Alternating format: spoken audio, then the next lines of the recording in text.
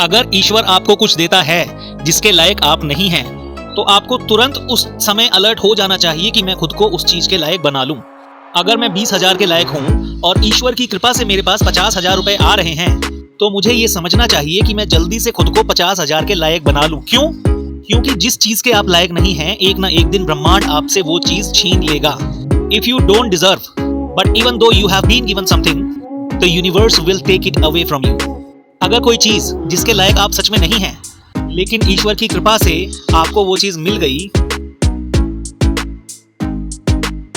और फिर भी आपने खुद को लायक नहीं बनाया, तो इस चीज का ध्यान रखना कि जिस चीज के आप लायक नहीं होते, वो चीज ब्रह्मांड, ये प्रकृति आपसे छीन लेती है।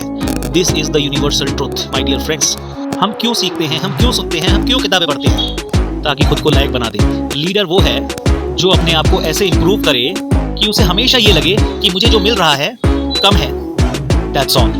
लीडर वो है जो अपने आप को ऐसे इंप्रूव करता चले, अपनी मेहनत को इस तरीके से बढ़ाए, अपनी दीवानगी को ऐसे बढ़ाए, अपने पागलपन को ऐसे बढ़ाए, अपनी ऊर्जा को ऐसे बढ़ाए, अपने उत्साह को ऐसे बढ़ाए कि उसको हमेशा ये महसूस होता रहे कि जितना मिल रहा है मैं इससे बड़ा आदमी हूँ। देखिए, अगर एहसान भगवान का है तो भगवान छीन नहीं सकता है। अगर तुम खुदा के एहसान तले ऐसे आगे बढ़ रहे हो कि यार ये तो खुदा है, नहीं नहीं नहीं नहीं नहीं, मैं तो कहता हूँ कि खुदा से लड़ने के लायक बनो। लड़ो ना, फाइट विद गॉड।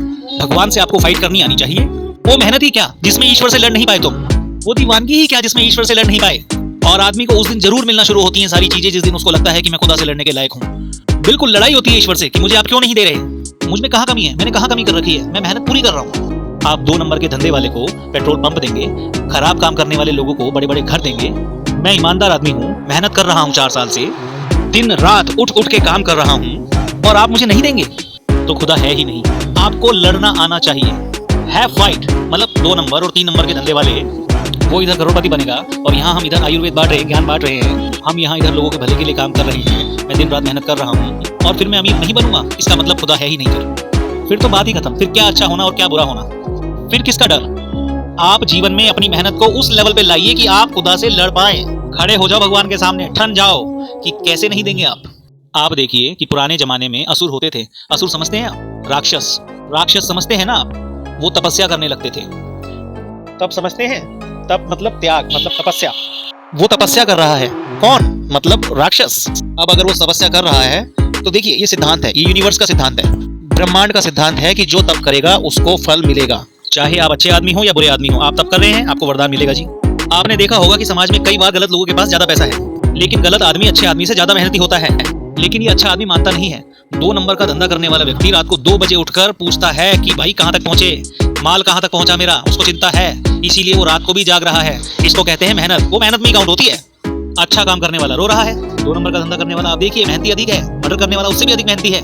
नौकरी करने वाला ज्यादा कमजोर है, 1 घंटा लेट जा रहा है और 2 घंटे पहले आ जा रहा है। नौकरी करने जा रहा है तो अपने बॉस को गाली दे रहा है। क्या है ये सब काम चोरी है। तो कहते हैं कि जमाना गलत है। जमाना गलत नहीं है भाई, तेरा दिमाग गलत है। जमाना सही चल रहा है जैसे चल रहा है। बहुत बढ़िया सिद्धांत है। सिद्धांत है कि जो तप करेगा उसको फल मिलेगा डेफिनेटली। अब राक्षस तप करते थे, महादेव जी गए वरदान दे दे। अब महादेव जी को पता है कि जैसे ही मैं वरदान दूंगा ये गांडी करेगा, वरदान देना पड़ेगा, क्योंकि मैं ईश्वर को विवश बना देता है। तब ईश्वर को पता है कि मेरी नीयत खराब है। ईश्वर जानता है कि ये आदमी साला क्रिमिनल बनेगा। ईश्वर को पता है कि ये दुनिया को बेचैन कर देगा, ये ठीक आदमी नहीं है, इसका दिमाग सही नहीं है, नीयत बढ़िया नहीं है। ईश्वर सब कुछ जान रहा है, लेकिन फिर भी उसको शक्ति देनी पड़ रही है, क्योंकि मैंने ईश्वर को विवश किया।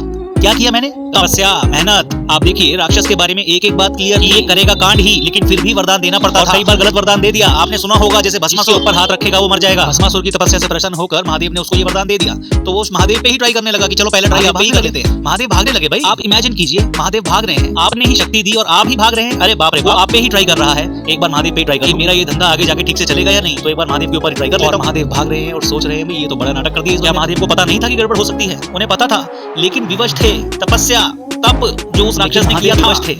बस यही चीज अच्छे लोगों को समझनी है। ब्रह्मांड राक्षसों को, दैत्यों को अथाह अनलिमिटेड शक्तियां दे सकता है, उसे अथाह संपत्ति और अथाह शक्तियां क्यों नहीं मिल सकती है? आप मेहनत तो कीजिए, शुरुआत तो कीजिए एक बार। अच्छा आदमी मेहनत नहीं कर पाता, दिक्कत यहाँ आती है, अच्छे आदमी से प्रॉपर मेहनत नहीं हो पाती, जो कि गरीब आदमी जो रिक्वायर्ड है। साथ दिक्कत ये है कि वो उतना काम कर लेगा जिससे कि उसका जीवन चल जाए, मेहनत करेगा जिससे कि जीवन चल जाए। जहाँ से जीवन बदलना होगा वहाँ जाकर उस व्यक्ति को बहुत जीवन का बदलाव, जीवन जहाँ तक चल रहा है उसके बाद शुरू। अगर आपका जीवन 50,000 में चलता है तो 50,000 के बाद जीवन बदलेगा। अगर आपका जीवन 2 लाख में चलता है तो आपका जीवन बदलता वहां से है जहां तक आपका जीवन चल रहा है उसके बाद। तो शुरू कर दो, आज से ही तपस्या शुरू कर दो, जिस भी फील्ड में तुम हो लग जाओ, दिन रात एक कर दो और दिखा दो दुनिया को कि सच में आपके अंदर कितनी ताकत है, कितनी क्षमता है, और आप किसी भी मोड़ पे निराश नहीं होगे अपनी जिंदगी में। दिखा दो, अगर काबिल बनना है ना तो भाई दिखाना तो पड़ेगा, मेहनत तो करनी पड़ेगी, otherwise it is really an impossible task to become successful in your life. So do something now.